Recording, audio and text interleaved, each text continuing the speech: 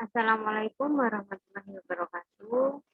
Saya Dila Puspitasari, mahasiswi Prodi Pembangunan kelas A, nomor mahasiswa 21001026. Ini saya akan mempresentasikan presentasi saya tentang ekonomi digital di Indonesia. Pengertian ekonomi digital saya jabarkan menjadi 3, yaitu yang pertama, ekonomi digital merupakan jenis ekonomi yang memanfaatkan teknologi digital. Yang kedua, ekonomi digital merupakan ekonomi yang didasarkan pada pengembangan zaman. Yang ketiga, ekonomi digital merupakan fenomena yang muncul karena keterkaitan dengan aspek-aspek mikro. Mengulas latar belakang ekonomi digital. Pertama yaitu manfaat adanya ekonomi digital, tujuan ekonomi digital, dan contoh ekonomi digital. Nah, apa sih manfaatnya ekonomi digital itu? Ekonomi digital mempunyai manfaat, yaitu mampu membuat perubahan pada kegiatan ekonomi masyarakat dan bisnis. Sehingga setiap kegiatan sehari-hari dan bisnis bisa dilakukan dengan mudah dan juga cepat. Lalu, tujuan ekonomi digital yaitu antara lain untuk mengefisiensi dan meningkatkan produktivitas sebuah lembaga atau perusahaan atau seseorang yang mempunyai kreativitas. Contoh ekonomi digital yaitu yang pertama, hadirnya sebuah lembaga atau perusahaan ojek online, itu seperti Gojek, Grab, Maxim, Jasa, dan lain sebagainya. Yang kedua, hadirnya aplikasi jasa antar menggunakan kendaraan bermotor. Yang ketiga, hadirnya aplikasi berbelanja secara online. Lanjut, adapun beberapa dampak dengan adanya ekonomi digital bagi warga negara Indonesia. Apa sih dampaknya ekonomi digital bagi warga negara Indonesia?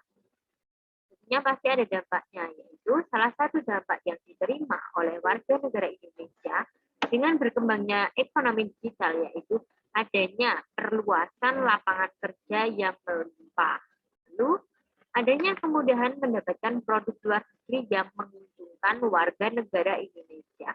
Yang ketiga, adanya keuntungan dari bisnis kelas UMKM dari perkembangan ekonomi digital di bidang marketplace. Lanjut, peluang besar unggul pada ekonomi digital. Indonesia termasuk negara berkembang yang diperkirakan akan memperoleh untung dari pertumbuhan ekonomi digital. Nah, Indonesia juga dipandang akan menjadi bagian dari 5 negara yang memiliki ekonomi terkuat. Nah, selain itu, adapun tantangan ekonomi digital di Indonesia. Yang pertama yaitu keamanan siber. Keamanan siber merupakan salah satu faktor utama yang menyebabkan ekonomi digital sulit berkembang, yaitu pada masalah keamanan. Yang kedua, kemampuan sumber daya manusia. Meskipun tersedia banyak lowongan pekerjaan dan tenaga kerja, tapi kebanyakan lulusan pendidikan Indonesia merupakan kerja di bidang potensial, di bidang pekerjaan fisik, bukan pekerjaan pada sektor digital.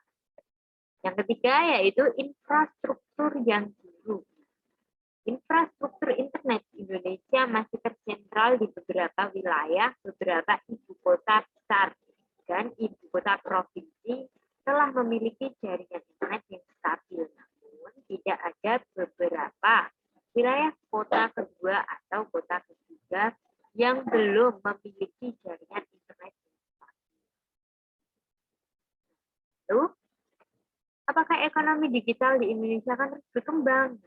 Dan pertanyaannya, menurut saya, ekonomi digital di Indonesia akan terus berkembang pesat dalam masa saat ini. Karena apa? Karena seiringnya berjalan waktu, teknologi informasi dan komunikasi akan semakin berkembang lebih pesat. Sekarang dengan kemajuan zaman dan kemajuan teknologi, dengan berjalannya perekonomian digital yang akan terus berkembang di masa depan. Selain itu ada juga kelebihan ekonomi digital. Kelebihan ekonomi digital itu apa? Pertama, yaitu terletak pada banyaknya informasi dan pilihan yang bakal didapatkan oleh para pelaku pasar dalam hal produsen. Kedua, yaitu tidak banyak menyita waktu karena dengan adanya ekonomi digital, semua terlaksana dengan cepat, efisiensi, dan cermat. Lalu yang terakhir, yang ketiga, yaitu ekonomi digital mampu membuat pembiayaan untuk pengembangan usaha menjadi lebih padat atau lebih dapat dibangun sehingga meminimalisirkan waktu. Mungkin itu saja PPT dari saya dan itu yang bisa saya sampaikan. Kurang lebihnya saya mohon maaf. Yang sebesar-besarnya. Terima kasih atas perhatiannya dan terima kasih. Sekian dari saya. Wassalamualaikum warahmatullahi wabarakatuh.